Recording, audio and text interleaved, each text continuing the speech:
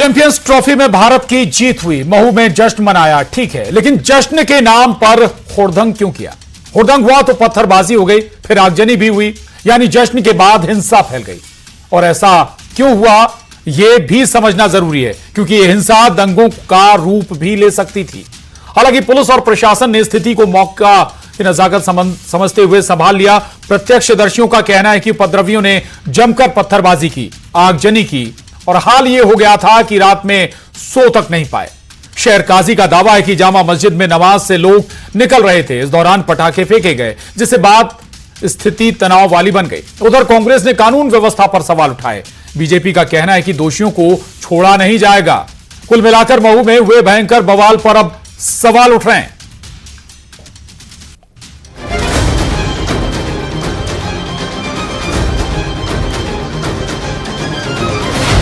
हुड़दंग, पथराव, महू में बढ़ा तनाव। वो इस तरीके से पत्थर यहाँ पे आ रहे थे कि हमने सोचा भी नहीं था कि इस तरीके से आएंगे, और पूरी रात हम लोग नहीं सो पाए। और इतने प्रेशर से बड़े बड़े पत्थर आ रहे थे। नीचे एक तो दुकान में आग लगा दी, घर में पूरा धुआं भर रहा था और लगातार पत्थर फेंक रहे थे। जश्न में डाला खलल, किसके मन में मैल? इसलिए बम मस्जिद पर फेंका गया। अब इसका इंडिया की जीत से क्या लेना देना था? क्या मस्जिद पर बम फेंकने से इंडिया की जीत का जश्न मनेगा? इन पटाखों से नफरत है तो डॉक्टर मोहन यादव की सरकार के डंडे के पटाखे खाने पड़ेंगे। जीत पर झगड़ा, कैसे माहौल बिगाड़ा? कल ऐसे अधिकारियों की पोस्टिंग की जाए जो लॉ एंड ऑर्डर की स्थिति को संभाल सके।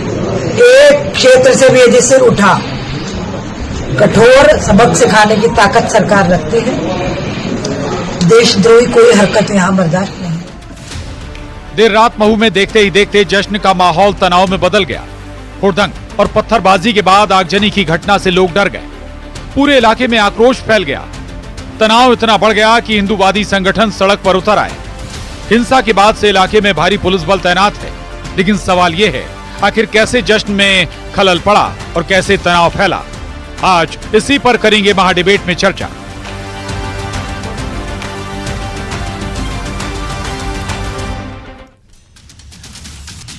तो दावे अपने अपने हैं, लेकिन सवाल हिंसा का है। जश्न मनाओ, लेकिन दूसरे लोगों का भी ध्यान रखें। ऐसा जश्न किस काम का जो हिंसा और तनाव का रूप ले ले? हर बार हिंदू मुसलमान करना ठीक नहीं। आज की चर्चा में हो अल्लाह करना भी हमारा मकसद नहीं। इस चर्चा का मकसद है जश्न में हुड़दंग क्यों हुआ और क्यों पथराव और आगजनी जैसी स्थिति बनी। खास मेहमान हमारे साथ हैं, उनके साथ चर्चा करेंगे। उससे पहले महाडिबेट के सवालों पर नजर। और महाडिबेट के बड़े सवाल, जश्न या किसी को टारगेट करना था मकसद? ये वाकई सवाल है, वाकई आप जश्न मना रहे थे या फिर टारगेट किया जा रहा था किसी को? दूसरा बड़ा सवाल, महू को सुलगाने की साजिश किसकी? जश्न था या वाकई कोई साजिश रची गई थी महू में? तीसरा और आखिरी सवाल, आगजनी पथराव के कितने किरदार हैं? चिन्हित करना होगा पुलिस को, एक्शन भी लेना होगा। बड़े सवाल हैं तीनों। चर्चा की शुरुआत करें, सबसे पहले आपको अपने बेहद खास मेहमानों से मिला देते हैं। तौकीर निजामी साहब मुस्लिम स्कॉलर है हमारे साथ, स्वागत आपका। संगीता शर्मा जी प्रवक्ता कांग्रेस और दुर्गेश केसवानी जी प्रवक्ता बीजेपी, आप दोनों का बहुत स्वागत है। सुमित हाडिया जी हिंदू जागरण मंच से हैं, आपका बहुत स्वागत है। और आचार्य डीपी शास्त्री जी हिंदू धर्मगुरु हैं, आपका भी बहुत स्वागत। तो चर्चा की शुरुआत करें उससे पहले बहुत महत्वपूर्ण है, जश्न मनाइए। चैंपियंस ट्रॉफी के बाद युवा जश्न मनाने निकले थे, लेकिन किस रास्ते पर चले गए? वाकई टारगेट कर गए थे या केवल जश्न मना रहे थे, या फिर जो दावे किए जा रहे वाकई इसमें हकीकत है? ऐसे हालात क्यों बने? बहुत सारे सवाल हैं, उस पर चर्चा करेंगे। सबसे पहले दुर्गेश केशवानी जी, अच्छी बात है, जश्न मनाने से किसी को कोई आपत्ति नहीं है, जश्न मनाना भी चाहिए अगर टीम इंडिया जीती है, लेकिन कानून व्यवस्था बनाए रखने की जिम्मेदारी किसकी है? वो आपको ध्यान रखना था। अगर लोग इकट्ठे हो रहे थे तो पुलिस क्या कर रही थी उस दौरान? देखिए प्रशांत जी, जब देश जीता तो निश्चित रूप से हर एक भारतवासी प्रसन्न था, पर उसमें से वो भारतवासी कौन से थे जो पथराव कर जो जश्न में खलल डालने का काम कर रहे थे, वो कौन है, उनको भी चिन्हित करने का काम हमने किया।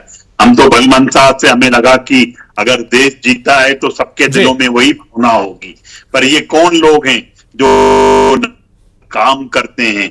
ये कौन लोग हैं जो रामनवमी पर पथराव करते हैं? ये कौन लोग हैं जो गणेश चतुर्थी और गणेश जुलूस पे पथराव करने का काम करते हैं। ये कौन है जो रामनवमी के जुलूसों पर पथराव करने का काम करते हैं? आखिर आपने शायद आरोप सुने नहीं है दुर्गेश केसवानी जी, मस्जिद पर पटाखे फेंके गए, वहां से पूरा विवाद शुरू हुआ। ये सिर्फ झूठ और आरोप लगाने का हमें, कहीं कोई किसी ने मस्जिद पे पटाखे फेंकने का काम नहीं किया है।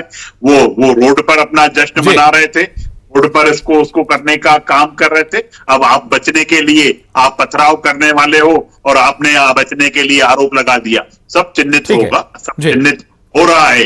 कोई भी अगर इस तरह से कानून और कोई भी इस तरह से अगर देशभक्ति वालों के हमारे जो जश्न मन रहा था उसमें कोई पाकिस्तान जिंदाबाद के नारे नहीं लग रहे थे, हिंदुस्तान जिंदाबाद के नारे लग रहे थे और हिंदुस्तान जिंदाबाद के नारे लगेंगे। और अगर कोई पथराव करेगा तो निश्चित रूप से उसको बख्शा नहीं जाएगा, उसकी जगह। ठीक है, लौटूंगा मैं आपके पास। संगीता शर्मा जी, कांग्रेस की तरफ से लॉ एंड ऑर्डर पर सवाल उठाए जा रहे हैं। वाकई अगर लॉ एंड ऑर्डर समय पर पुलिस ना संभालती तो दंगा भी भड़क सकता था, तस्वीर और भी बदल सकती थी। समय रहते एक्शन लिया है, आप फिजूल ही सरकार पर आरोप लगा रहे हैं।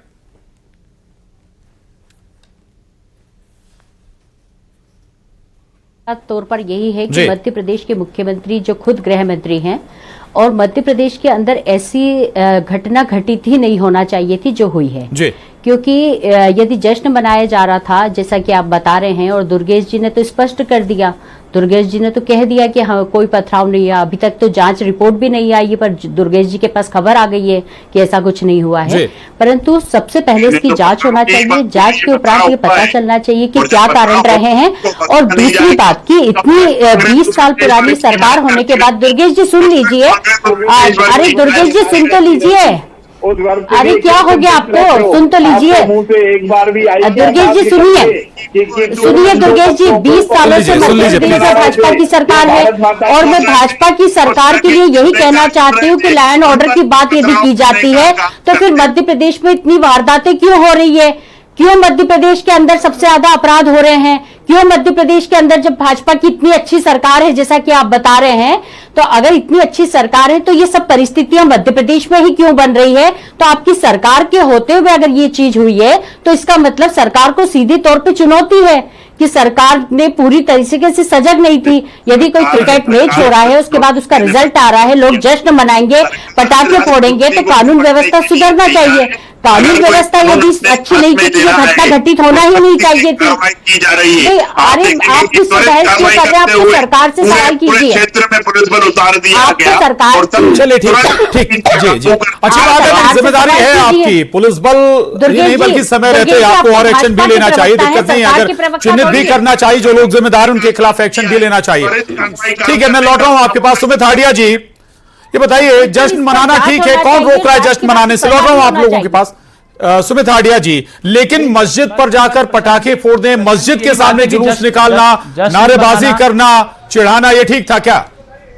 नहीं, मेरे मोबाइल में ऐसे कम से कम 10 वीडियो हैं जो मैं आपको दिखा सकता हूं, और 10 वीडियो सामान्य तरीके से सबके सामने ही है। इस तरीके से सुनियोजित तरीके से एक भीड़ जिसका वो रास्ता है जश्न मनाने का, ये भारत देश है, भारत जीता है मैच। यहाँ पर कोई जिस तरीके से पहले भी बात हुई है कि कोई पाकिस्तान की जीत पे या ऐसी कोई बात नहीं हुई है, भारत देश जीता है, भारत की जीत का यहाँ पे लोग खुशी मना रहे हैं। किस तरीके से एक जामा मस्जिद जो मऊ सुनियोजित तरीके से भीड़ आती है और जिनके पास भी तिरंगा रहता है, जो इंडिया की ड्रेस पहने, उन पर डायरेक्ट पथराव कर देती है। तो ये जो कट्टरपंथी सोच है, जो जिहादी सोच है, यहाँ पर जो भारत देश प्रेमी है, हिंदुत्व से जुड़ा है, सनातनी है, उसको किस तरीके से सुनियोजित तरीके से उन पर पथराव किया जा रहा है। घरों को बार बार टारगेट करके उनकी दुकानें नाम देख के फोड़ी गई। सब वीडियो बाजार में क्लियर है, सब दिख रहा है, आपके सोशल मीडिया पे भी चल रहा है, ये मैं दिखा सकता हूं। ये सब एक साजिश के तहत काम हुआ है कि यहां पर भारत की जीत से भी कुछ पाकिस्तानी प्रेमी है, जिहादी प्रेमी, इन लोगों को यहाँ की जीत से भी तकलीफ है, यहाँ के जश्न से भी तकलीफ है। मेरे पास जो वीडियो यदि मैं वो दिखा दूंगा तो किस तरीके से लोग मस्जिद से बाहर आते हैं और डायरेक्ट लोगों पे वहां पर पथराव करके उन लोगों को मारा पीटी चालू कर देते हैं। दंगा और झगड़ा सिर्फ टारगेट किया गया। लौट रहा मैं आपके पास, तौकीर निजामी साहब, पहले तो ये आरोप गंभीर आरोप, ठीक है, तौकीर निजामी साहब आरोप भी सुनिए, और दूसरा मेरा सवाल भी है, क्या मस्जिद के सामने से कोई निकलेगा भी नहीं? जुलूस निकाल रहे हैं, कोई राजनीतिक आयोजन नहीं था, किसी कोई इकट्ठा नहीं था, स्वयंस्फूर्त युवा थे। यदि रोड पे मस्जिद है, मस्जिद के सामने से निकलना गुनाह हो गया? प्रशांत जी, यदि हाडिया जी आ रहा हूं आपके पास, जवाब ले लीजिए। हाडिया जी आ रहा हूं, सुमित हाडिया आ रहा हूं आपके पास, जवाब ले लीजिए। मैं निवेदन करना चाहूंगा कि अभी हमारे सम्मानीय प्रवक्तागण और हिंदू और सारे लोग जो बोल रहे थे, तो मैंने बहुत शालीनता के साथ उनकी बात को पूरा सुना है। वो पूरा धैर्य पूर्वक हमारी बात को भी सुने। हम प्रशांत जी हम आह जो करते हैं तो हो जाते हैं बदनाम, और ये कत्ल भी कर डाले तो चर्चे नहीं होते। मैं भी बड़ा धैर्य पूर्वक सुन रहा था। हिंदू जागरण मंच के साथी हमारे केशवानी जी, भारतीय जनता पार्टी के जो प्रवक्ता हैं, कितनी सफाई के साथ बैठकर टीवी डिबेट में झूठ बोलते हैं। भाई किसने कहा था भारत की जीत हमारी अपनी जीत? अच्छा हुआ प्रशांत जी कि ये पाकिस्तान इंडिया का मैच नहीं था। अगर काश ये पाकिस्तान इंडिया का मैच होता तो शायद ये फिर हम पे इल्जाम लगा रहे होते, मुस्लिम समाज पे इल्जाम लगा रहे। तकलीफ भारत की कुछ मानसिकता वालों को भारत की जीत से तकलीफ है, कुछ किया।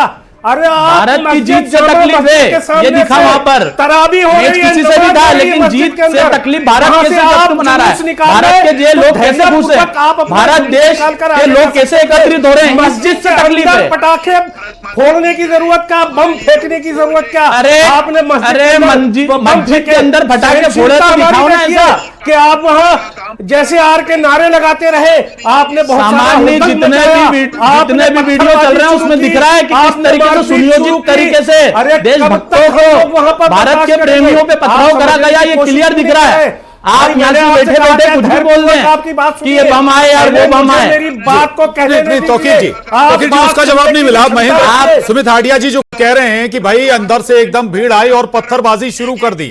आदमी को चिन्हित किया जाएगा और उसको बख्शा नहीं हाँ, ये वीडियो स्पष्ट प्रशासन ने भी उसी चीज को चिन्हित करके कार्रवाई करी है। वहां मस्जिद के सामने रुककर जैसे आर के नारे लगाना, अरगल टिप्पणियां करना और वहां पे पटाखे चलाना, वीडियो देख सकते हैं आप स्क्रीन पे, तराबी हो रही है। इसके बाद भी देख सकते हैं आप। बाद भी जब इनको सबर नहीं हुआ तो इन्होंने मस्जिद के अंदर भी पटाखे और बम फेंके।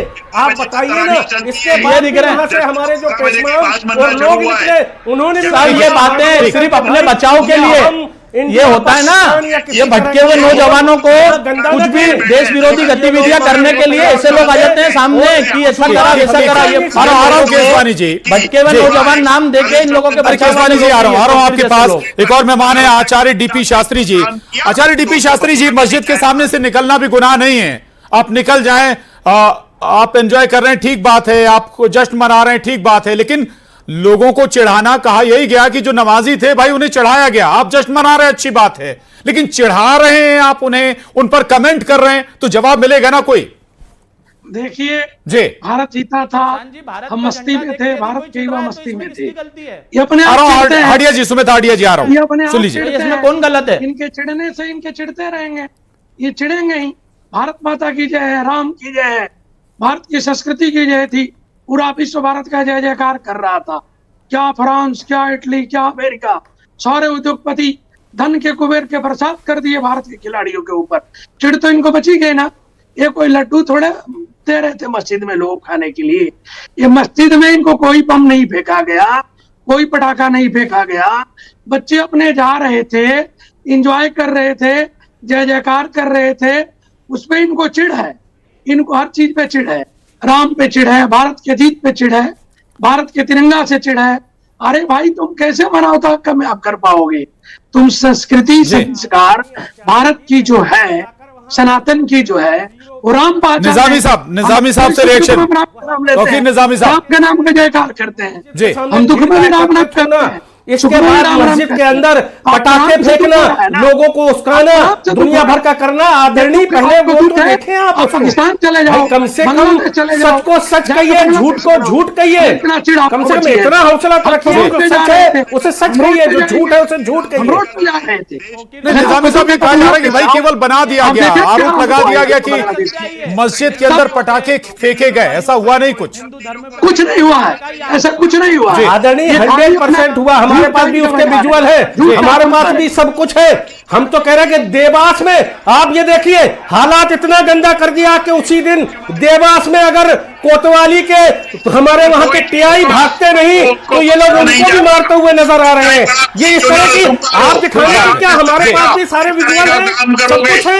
अरे भारतीय जनता पार्टी देवास से सतना से खबर भी आई है, मोहन सरकार देवास से सतना से भी ऐसी तस्वीरें आई हैं। कोई चीज नहीं है, यहाँ पुलिस के लोग भागते नजर आ रहे हैं। देवास कोतवाली मंसूबे मानकर अगर जो भारत की अगर जीत पर अगर देशवासी अगर उसमें अपना जश्न मना रहे हैं, उनको अगर कोई इस तरह से करने का काम करेगा तो उसको कानून सख्ती से निपटेगा। और कानून आप देखिएगा सबको चिन्हित किया जा रहा है, जिन्होंने आगजनी की है, जिन्होंने दुकानें लूटने का काम किया है, जिन्होंने इस तरह के जश्न मनाइए, लेकिन लोगों के इबादत गाहों के आगे आकर पटाखे चलाना और उनको जबरदस्ती तिरंगा भी लेकर घूमेंगे, नारे लगाना, ये कहाँ का है? अभी मैंने दिखाया ना उसी दिन देवास में अगर कोतवाली पुलिस का टीआई अपनी गाड़ी से वहां भगता नहीं तो आप उसको भी पता नहीं क्या करते। तो वो क्या पुलिस के संगीता शर्मा जी चला रहे थे? ठीक है, संगीता शर्मा जी से रिएक्शन है। संगीता शर्मा जी, उषा ठाकुर कह रही हैं देशद्रोही हरकत बर्दाश्त नहीं की जाएगी। उषा ठाकुर का बयान है ये। बिल्कुल जी, उषा ठाकुर जी को बर्दाश्त करना भी नहीं चाहिए। 20 साल से उनकी सरकार है और उन्हें तो ये कहना चाहिए था कि सरकार में रहते हुए यदि इस तरीके का उपद्रव हुआ है तो ये कमजोरी किसकी है? सरकार की कमजोरी है। और ये जो हमारा देश है ना प्रशांत जी, ये प्रेम का देश है, ये नफरत का देश नहीं है। यहाँ पर भाईचारे से रहा जाता है, सभी धर्म यहाँ पर निवास करते हैं, तो सभी धर्मों को भाईचारे से एक दूसरे के साथ रहे, वसुधैव कुटुंबकम की भावना है हमारे यहाँ। और ये जितने भी वीडियो फोटोज जो भी वहां से जारी हुए वायरल हुए हैं, तो ये जांच का विषय है, सरकार के पास जाना चाहिए और सरकार के पास जाना चाहिए। सरकार, एक मिनट सुन लीजिए, आप भी चिंता करनी चाहिए। अरे सुन लीजिए भैया, हिंदू धर्म हमारे, अरे आप तो मेरी बात तो पूरी सुन लीजिए सुमित जी। बात करने का समय, अरे सुमित जी, मैं भड़काने की बात नहीं करती हूँ, सुनिए, मैं भड़काने की बात नहीं करती हूँ। ये तो भड़काने वाली बात हुई कि वीडियो में ऐसा दिख रहा। भाई ये तो जांच करेगी ना सरकार, कानून जांच करेगा ना, और कानून ही बताएगा कि कौन सही है कौन गलत है। आप अपने मन से क्यों बता रहे हैं? उषा ठाकुर जी अपने मन से बता रही है, आप मन मर्जी की बात कर रहे हैं। भाई ये विषय तो जांच का विषय है और यहाँ पर तो जांच होना चाहिए। ना तो आपके किसी कमेंट से किसी को सजा मिलेगी, ना मेरे कमेंट से किसी को सजा मिलेगी। अगर सजा मिलेगी तो कानूनी सजा देगा। तो इस बात को समझने की बीजेपी कभी भी कर लेंगे अपन। निश्चित तौर पर कह रही हूँ कि ये नफरत का देश ही नहीं है, ये तो प्रेम का देश है और जांच कानून करेगा। आप और हम कानून की सजा दे नहीं सकते हैं, तो कानून काम करेगा। आप और हम क्या कर सकते हैं? केसवानी जी, सवाल आपसे भी है। आज संगीता जी, अपन आज इस स्थिति में यदि अपन ने नहीं बोला ना गलत को गलत, तो भविष्य 2050 का लक्ष्य आपको कुछ आतंकवादी संगठनों के लक्ष्य जो आते रहते हैं सामने देख, आप न्यूज चैनलों के माध्यम से उसको चिंतन करना है उस पर। संगीता जी, तो निजामी साहब, फिर मैं केसवानी जी के पास जाऊंगा। निजामी साहब कुछ कहना चाहते हैं? मेरा आपसे विशेष, आप मेरी बहन समान है, उससे चिंतन करिए। आप कानून है, पार्टियों की लड़ाई, राजनीतिक लड़ाई, आप भी मेरे भाई समान हैं, आपकी और मेरे कहने से कुछ नहीं होगा। आप मेरे भाई समान हैं, आपकी और मेरे कहने से सजा नहीं मिलेगी, सजा कानून देगा, जांच कानून करेगा। सुमित आडिया जी, संगीता जी, आ रहा हूं आपके पास। तौकीर निजामी जी, मैं निवेदन करना चाहता हूं कि जब भी इस देश को हमारी जरूरत पड़ी है, अरे वो तो अच्छा हुआ कि अभी कुंभ में आपने देखा होगा कटारी जी कि हम लोगों को बैन कर दिया गया था, हम वहां पर नहीं थे, लेकिन इसके बाद भगदड़ मची। जिस तरह से योगी जी ने वहां लाशें उठाई हैं, इसके बाद भी हमने अपनी इबादत गाह खोले प्रयागराज, इलाहाबाद में पूरे, जब वहां से लोग लौटे, इसके बाद भी आप देखिए खाना खिलाने का काम, उनको रुकवाने का काम, हमने अपने घरों को खोल दिया, इबादत गाहों को खोल दिया। और जब कोरोना काल हुआ तब भी देखा यही लोग अपने माँ बाप की मैयत लाश छोड़कर भाग गए, तब भी हम यही मुस्लिम समाज का, यही देशभक्त इस देश का, तब भी इनके मुंह में पानी पिलाने का, इनकी लाशों को शमशान घाट ले जाने का काम कर रहा था। तब वो कहां चला गया था? दंगा फसाद कराना, मत जाइए, प्रयागराज मत जाइए। हम बिल्कुल वही बता रहे हैं कि महू में इन्होंने जानबूझकर मस्जिद के सामने, ठीक है, ठीक है, राम नाम की मलाई से, अच्छा ठीक है, ये लोग जो बोलते हैं कि भारत तेरे टुकड़े होंगे, इंचार्ज दुर्गेश जी सुन लीजिए, दुर्गेश जी सुन लीजिए, रामेश्वर शर्मा जी कहते हैं पटाखे फोड़ने पड़ेंगे आपको, इंडिया जीती। भाई अगर उदाहरण के तौर पर मैं क्रिकेट नहीं देखता हूं, मुझे जश्न नहीं मनाना है, फिर भी मनाऊं, जबरदस्ती भी है क्या? देखिए, कहीं किसी को कोई जबरदस्ती नहीं है प्रशांत जी, कहीं किसी के साथ कोई जबरदस्ती नहीं की है। पर अगर कोई बम फटाके अगर खुशी मना रहा है तो क्या ये जरूरी है क्या पत्थरबाज गैंग ने ये ठेका ले रखा है कि रामनवमी के जुलूस पर भी पथराव करना है? आदरणीय, खूब चलाइए ना पटाखे, किसी के पूजा स्थल पर जाकर पटाखे चलाओगे, किसी के घर के अंदर पटाखे चलाओगे, मस्जिद के अंदर पटाखे फेंकोगे, ये तरीका होता है? जो जब भी हिंदुओं की कोई भी तीज त्योहार होगा, कोई भी जुलूस होगा, उसमें पथराव करते। मस्जिद के अगर मस्जिद है तो क्या उसका रास्ता क्या हमेशा आप लोगों ने जितने भी आपके जुलूस निकलते हैं पूरे भारत में देख लीजिए, मस्जिदों के सामने, इबादत गाहों के सामने आप जाकर जैसे आर के नारे लगाते हो, हुड़दंग मचाते हो, इसके बाद आप मजबूर करते हो, इसके बाद खराब भी आप करते हो, लॉ एंड ऑर्डर भी खराब आप ही करते हो, सब कुछ ठीक है। निजामी साहब क्या आवश्यकता थी? निजामी साहब, मस्जिदों के आगे से गुजरना छोड़ दिया जाए, मस्जिद के सामने आगे तिरंगा लहरा छोड़ दिया जाए क्या? तिरंगा आप लोग लहरा के वहाँ पर एक भाईचारा दिखा दीजिए निजामी साहब। लेकिन आपको धर्म वाले, देशभक्त, तिरंगे वाले, देश के हित में सोचने वाले लोग आपको चाहिए ही नहीं। ऐसे नारे आप लोग सही नहीं कर पाते हो, इसलिए उनको पथराव हुआ है। ठीक है, ठीक है, करने का काम किया है। भारत माता की जय, भारत माता की जय बोला। निजामी साहब एक बात बता दीजिए, निजामी साहब बता दीजिए, मस्जिदों के आगे से गुजरना छोड़ दिया जाए क्या? जश्न मनाना छोड़ दें? रात के 10-11 बजे मैच खत्म हो रहा है और मस्जिदों से इतनी भीड़ निकल रही है, ये सुनियोजित तरीके से किया गया एक कार्य है, इसको समझिए आप। हमने पूरी खोल दी आपके लिए, लेकिन वहां पर हुड़दंग मचाना होता है, वहां पर माहौल बिगाड़ना होता है। हमने कब कहा कि आप मस्जिद के आगे से मत निकलिए? आप निकलिए, खूब निकलिए, पीसफुल तरीके से निकलिए। अभी हरिद्वार, इलाहाबाद में हमने दिखाया है, हमने अपनी इबादत गाहें, मस्जिदें सब खोल दी आपके लिए, हमने अपने घर खोल दिए आपके लिए। संगीता शर्मा जी, आखिरी कमेंट आपका। संगीता शर्मा जी, आप सियासी एंगल से देखते हैं आप इस पूरे मामले को? संगीता शर्मा जी, कम शब्दों में। देखिए प्रशांत जी, मैंने तो स्पष्ट तौर पर पहली बार ही कह दिया है कि ये जांच का विषय है, इस पर जांच होना चाहिए और जांच के उपरांत जो भी दोषी उनको सजा होना चाहिए। सजा में भी ये नहीं होना चाहिए किसे देना है किसे नहीं देना है, और फिर सरकार का फेल्योर है कि सरकार को ये सब स्थिति निर्मित होने ही नहीं देना चाहिए। ठीक, चले माफी चाहूंगा, चर्चा को यहीं खत्म करेंगे, लेकिन मैटर बहुत महत्वपूर्ण है कि भाई कोई भी मौका हो, जश्न मनाइए, त्योहार भी आ रहे हैं, सभी जश्न मनाए, लेकिन सांप्रदायिक सौहार्द बना रहना चाहिए, किसी को तकलीफ नहीं होनी चाहिए। आप सभी खास मेहमानों का बहुत धन्यवाद चर्चा में शामिल होने के लिए। महाडिबेट में इतना ही।